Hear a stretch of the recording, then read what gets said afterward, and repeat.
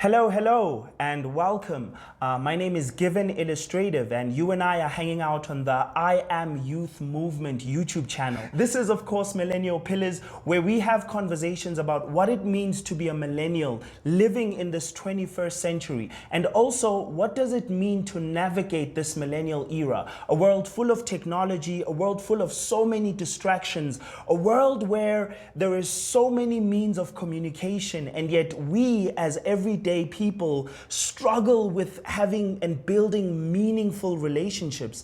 But today, I actually want to talk about the idea and the concept of start new beginnings, right? Because it is January and we have begun a new year. Oh my goodness, it's 2020. You know, I have a thing about this, right? I have a thing about the fact that it's 2020. Anything that is accomplished in 2020, especially all the records that are going to be broken in the year 2020 are going to be remembered throughout history. Why? Because 2020 marks the beginning, or actually marks the end of a decade and a beginning of a new one. Remember everything that happened in 2010, especially here in South Africa? Everyone remembers all the developments that were happening. So I began my year 2020 on a good note. Like, God just blessed me and, honestly speaking, opened a number of doors. But the thing is, I've had a number of years where I felt like, you know what, I don't know where this year is going. And that's what I want to speak into, because that happens to a lot of people, where you literally just feel like, I've begun a new year, but I don't know if I'm going to keep making the same mistakes that I've made in the past. And that is a very, very big burden that a lot of us carry. So I'm going to make a few examples. If you've tried to quit porn and you've constantly failed, especially because you're living in an era where it's so easy to access. And not only that, but if you've tried to be consistent at gym, if you've tried to keep a healthy diet and you failed, how are you going to do it this year? And I want to encourage you in that light, right? I want you and I to have that conversation right now. So this is a discussion that I don't know if I should say fortunately for experience sake, but also unfortunately, this is a conversation and a discussion that I understand too well.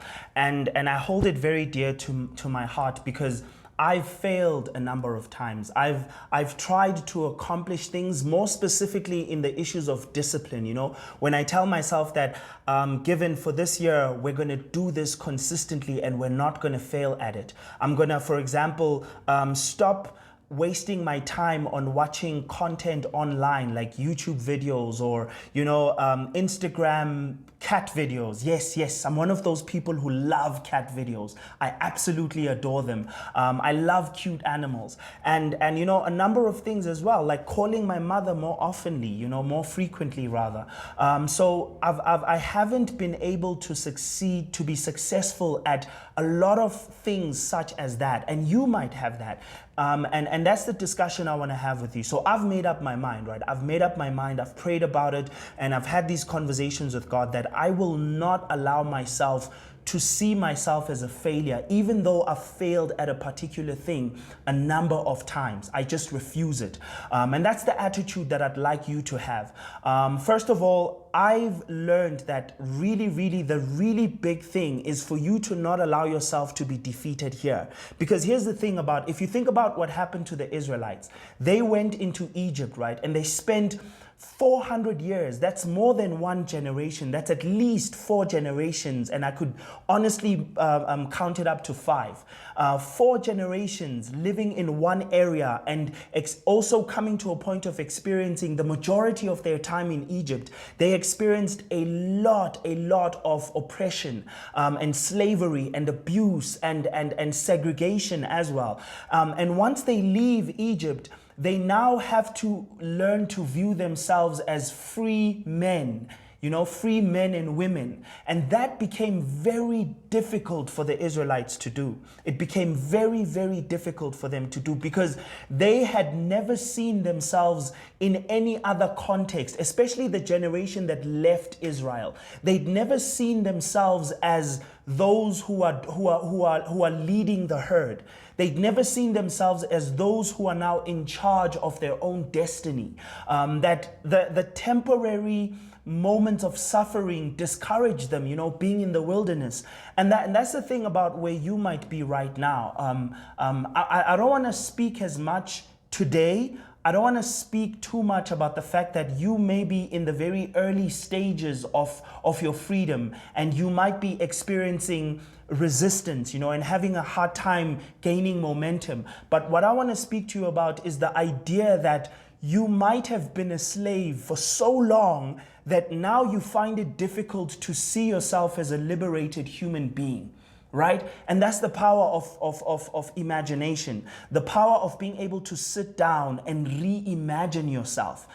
We've spoken about this a number of times before, the fact that a number of companies that even today in our era, there are a number of companies that are unable to reimagine themselves, and therefore they fall behind, and new companies emerge and overtake them, right? If you think about, for example, I'm going to use, let's say, Facebook. Facebook started off as a site that links people and builds relationships, right? And nowadays they've reimagined themselves. Now they're inventing the Oculus, where they're getting into augmented reality. Now they've bought WhatsApp and Instagram, and they've integrated all of them. Even though they've stayed in the business of communication, they've been able to ask themselves the question often, right? Ever so often you need to ask yourself this question: where do I see myself in the next 4 to 5 years, or in the next so-and-so period? That's what we fail to do, right? We fail to not only just ask ourselves that question, but reimagine yourself. Don't allow yourself don't allow the number of times that you failed to end up recreating the image of who you are, where you only have that image of yourself as being the person who always fails at this. That's what I've refused. And that's the attitude that I'm stepping into 2020 with. And I'm hoping that you can join me, because we're going to be having many conversations about reimagining ourselves and beginning to change our past behavior, so that we can actually live a better life in 2020, and that it looks nothing like the life that we used to live in past years. With that said, my name is Given Illustrative. Make sure that you catch me every Friday right here on the I Am Youth Movement YouTube channel. This is Millennial Pillars. I will catch you next week. Remember to like and subscribe. And if you have any comments to make, hit me up on the comment section and I will be able to engage with you. I will catch you next week.